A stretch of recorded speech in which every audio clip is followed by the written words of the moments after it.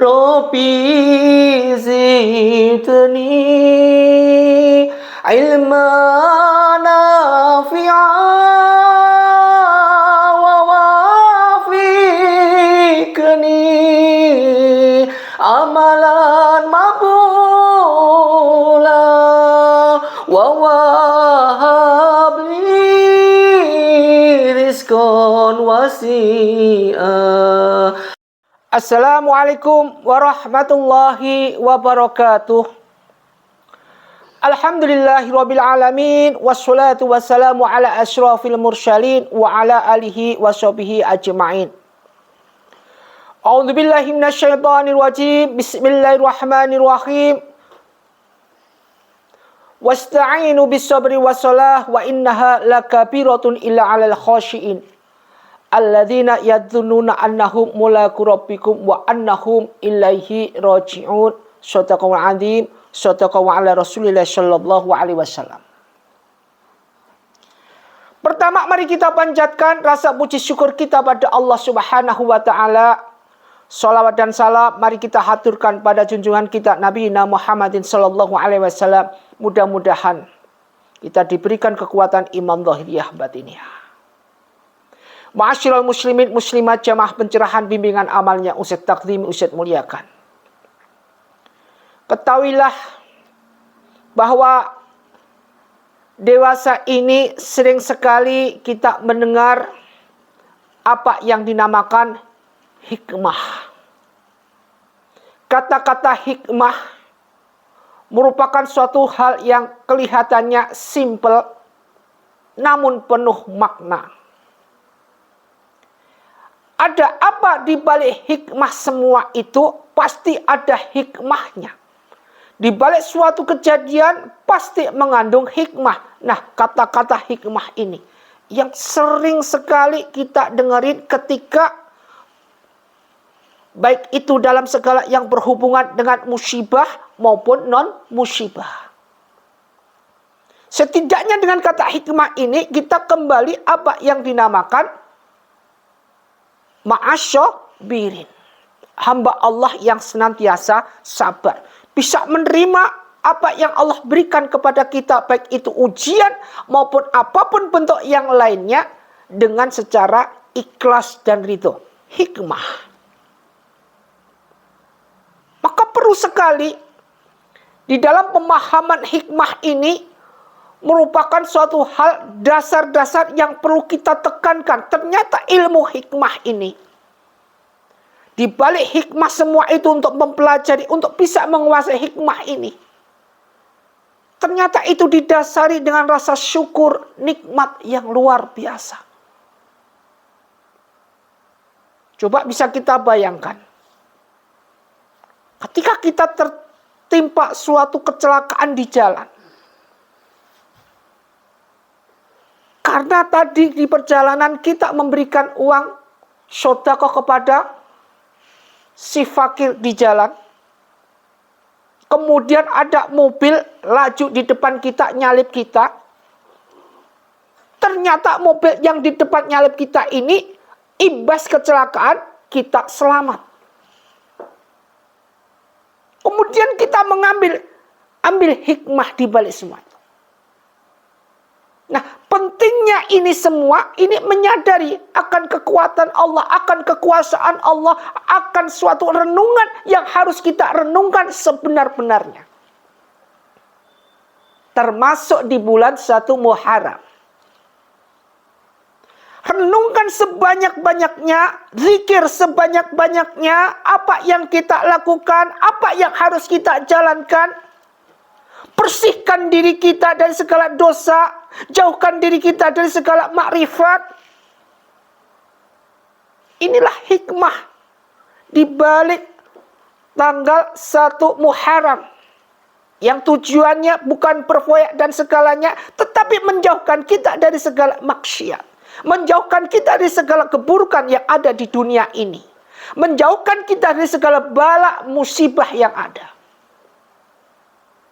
Coba mereka yang selamat dari musibah, karena bisa mengambil hikmah di balik semua itu, tidak suudzon pada Allah, tidak menyalahkan Allah Subhanahu wa taala.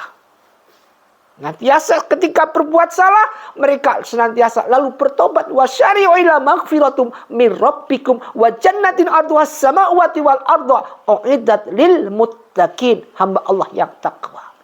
Segera bertaubat.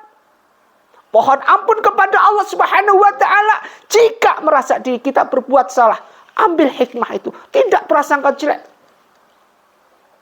Maka renungan di bulan Muharram ini merupakan suatu kunci khusus buat kita agar kedepannya, agar di tahun Muharram ini, tahun ke depan kita diberikan kekuatan, dijaga diri kita, keluarga kita, anak-anak kita dari musibah, baik itu musibah akhlak, bejatnya akhlak, maupun musibah yang berbau non akhlak.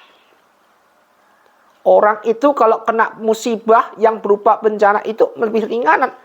Itu paling sekitar misalkan banjir selesai.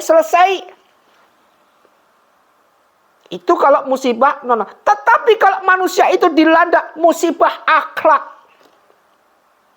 anak yang kita didik akhlaknya nggak benar, ini benar-benar menghancurkan hati orang tuanya. Bahkan bisa habis-habisan orang tua jual semuanya. Karena apa? Anak yang diamanahkan, kita didik, tidak punya akhlakul karimah. Maka perlu kita renungkan di balik semua itu di bulan Muharram ini. Mudah-mudahan menjadi renungan suci, terutama tanggal 10 Muharram kita disunahkan, mari berpuasa. Tujuannya apa? Tujuan agar kita diampuni dosa-dosa kita. Zikir kita berbanyak. Zikran katsira wasabiqu bukrata wa asila. Kalau kita merasa hamba Allah yang bertakwa. Setidaknya perlu kita kenal. Kita sebagai umat muslim. Seharusnya setidaknya kita kenal dengan 4 zikir ini. Yaitu zikir yang paling Allah sukai. Apa itu? Subhanallah wa bihamdihi, subhanallahil azim. Baca antara setelah sholat qobliyah subuh sampai sebelum sholat subuh. Jadi pertengahan ini baca subhanallah wa bihamdihi, subhanallahil azim, astaghfirullahaladzim 100 kali. Istiqomahkan ini. Jadi setidaknya kita umat muslim sebelum kita meninggal, kita kenal 4 zikir ini. 4 zikir aja, nggak usah banyak-banyak. Pertama adalah zikir yang Allah paling sukai. Subhanallah wa bihamdihi, subhanallahil azim, astaghfirullahaladzim. Baca setelah sholat qobliyah subuh, sebelum sholat subuh. Jadi antara tengah ini. Jadi paham ya, setelah rakaat qobliyah subuh sampai menjelang sholat subuh. Jadi tengah-tengah ini. Tapi sudah masuk sholat subuh, waktu subuh. Jadi itu penting. Ini zikir yang paling Allah sukai. Insya Allah kalau diamalkan secara istiqomah, insya Allah kita akan diberikan suatu berkah, hidayah, dan banyak hikmah di balik semua ini, terutama di bulan Muharram ini. Yang kedua, zikir yang paling utama adalah apa? La ilaha illallah, diamalkan setiap selesai sholat. Makanya kunci ini penting. Kita tanamkan hati kita dengan senantiasa membawa nuansa-nuansa yang berbau sabar. Sebagaimana difirmankan dalam surat pendek, Bismillahirrahmanirrahim, wal asri innal insana lafi khusrin illal ladzina amanu wa amilus solihati wa tawasaw bil haqqi wa tawasaw bis sabr. Punya manusia hidup dalam rugi, pengennya ini itu, pengennya ingin menguasai,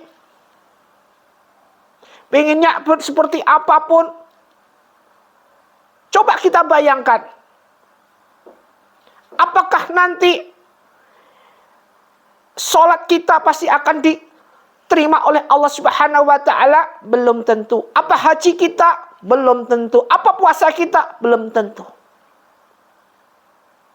Namun yang Allah paling kehendaki adalah kedekatan diri kita kepada Allah Subhanahu wa Ta'ala. Bagaimana cara supaya kita bisa mendekatkan diri kita pada Allah Subhanahu wa Ta'ala? Dengan apa? Makanya kita sering lihat orang ini sholatnya minta ampun, tapi dia tidak bisa meninggalkan segala akhlak yang berbau maksiat. Ya maksiat nyenggol-nyenggol dikit lah pokoknya. Dibandingkan mereka ini, orang ini kelihatannya nyantai-nyantai aja, tapi sabarnya Masya Allah. Innallaha ma'as-sabirinnya Masya Allah. Tidak bisa dibayangkan lagi. Ketika dia seperti itu,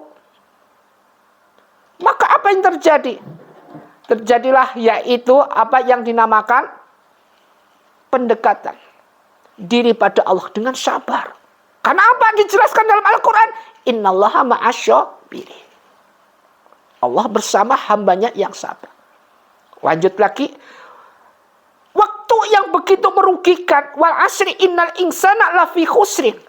Waktu yang sangat rugi. Ketika kita lahir ini rugi. Mampir di dunia ini rugi bagi hamba Allah. Yang lahir dalam keadaan apapun bentuknya. Rugi. Pernahkah kita bisa melewati dunia ini dengan mulus pasti masuk surga? Tidak bisa.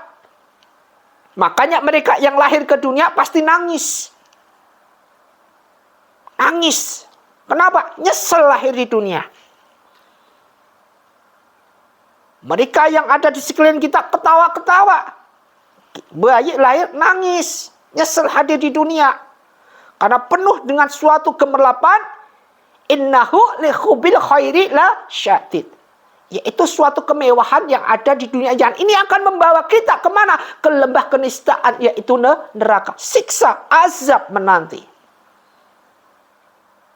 Namun di sini sudah digarisbawahi oleh Allah.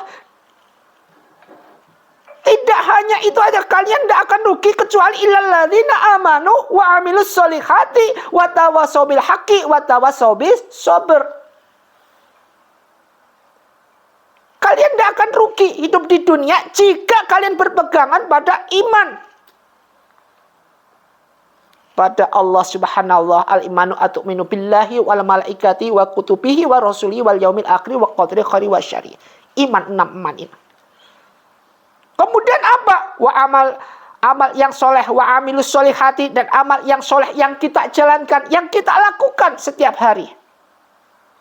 Wa tawassaw bil haqqi, yang ketiga, saling menasihati dalam suatu hal kebenaran, saling menasihati. Jangan merasa diri kita paling bangga, paling sombong.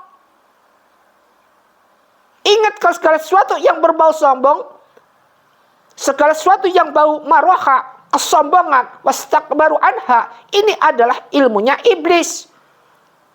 Iblis ini paling pinter. Iblis ini makhluk Allah yang paling gentle. Al-Quran hafal, hadis hafal, semua hafal. Iblis. Ilmu apapun iblis kuasai di dunia ini. Kecuali satu. Ilmu apa? Ilmu rendah diri. Merendah diri dan sabar. Ini iblis nggak bisa menguasai ilmu ini. Makanya iblis makhluk Allah yang paling sombong. Pinter tapi sombongnya minta ampun. Malaikat kalah ibadah sama iblis. Tapi sombongnya, karena kesombongan dia hancur. Maka manusia ketika sombong, wastakbaru anha, ulaika askabun narihum fiha khalidun. Mereka akan kekal abadi selamanya di neraka. Ini kuncinya. Makanya di 1 Muharram ini benar-benar kita renungan. Watawassaw bisabr, dan orang yang sabar. Jelas ini tadi dijelaskan. Maka hikmah di balik semua ini, hikmah di balik 1 Muharram ini merupakan suatu hal yang menitik beratkan pada diri kita senantiasa dekat sama Allah Subhanahu wa ta'ala, merasa rendah diri di hadapan Allah Subhanahu wa ta'ala. Penting. Jadi tadi zikir yang paling disukai Allah, subhanallah bihamdi subhanallahul azim, astaghfirullahaladzim. Zikir yang paling utama adalah la ilaha illallah Muhammad. Sekarang zikir yang paling Diterima oleh Allah dan pasti diterima oleh Allah Subhanahu wa taala. Meskipun kita tidak ikhlas, meskipun kita tidak ridha, apa? Allahumma sholli ala sayyidina Muhammad wa ala ali sayyidina Muhammad. Sholawat. Meskipun kita dalam keadaan batal, meskipun kita dalam hadas besar, hadas apapun bentuknya, meskipun kita ketika dibaca pasti diterima oleh Allah Subhanahu wa taala. Bahkan Allah akan libatkan ketika baca sholawat satu kali ini, zikir ini satu kali, Allah berikan 10 zikir, 10 syafaat. 10 kebaikan Allah berikan. 10 dicabutnya daripada apa? Dosa-dosa kita. 3 keistimewaan. Makanya innallaha wal malaikatahu yusalluna 'alan nabi ya ayyuhalladzina amanu shallu 'alaihi wasallimu taslima. Kalau kita orang beriman, mari kita berselawat. Kemudian zikir yang paling, jadi zikir yang pahalanya berat melebihi gunung Uhud adalah apa? Zikir yaitu subhanallah wa bihamdihi, subhanallahil azim, subhanallah walhamdulillah wala ilaha illallah wallahu akbar. Di zikir yang paling berat pahalanya melebihi gunung Uhud. Jadi kalau kita baca sekali subhanallah walhamdulillah wala ilaha illallah wallahu akbar, ini satu kali beratnya pahalanya melebihi daripada gunung Uhud. Makanya kalau baca ini, kita perbanyak bacaan ini di akhir-akhir ini, akhir bulan ini, menjelang masuknya jadi pada 1 Muharram, apalagi di bulan 1 Muharram, kalau sudah masuk di bulan 1 Muharram, mari kita jalankan, mari kita amalkan setidaknya 4 zikir tadi. Zikir yang paling utama, subhanallah bihamdi, subhanallahul azim, astaghfirullahaladzim. Zikir yang paling disukai oleh Allah, la ilaha illallah. Kemudian zikir yang lebih beratnya daripada gunung Uhud, subhanallah walhamdulillah wala ilaha illallah wallahu akbar walillahil hamd. Kemudian zikir yang benar-benar langsung diterima oleh Allah Subhanahu wa taala adalah salat, meskipun dalam keadaan ikhlas tidak ikhlas. Ma'asyiral muslimin muslimat rahimatullah, dimuliakan Allah Subhanahu wa taala. Marilah dengan apapun yang kita lakukan di bulan Muharram ini, kita ambil semua hikmahnya.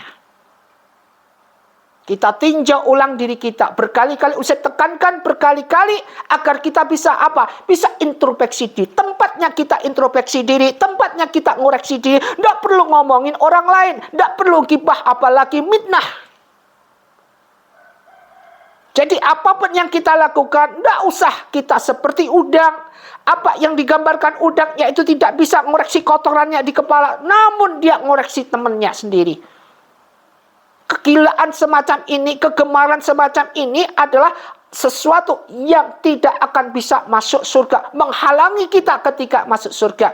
La yadkhil jannata man kana fi qalbihi misqalu dzarratin min kibri.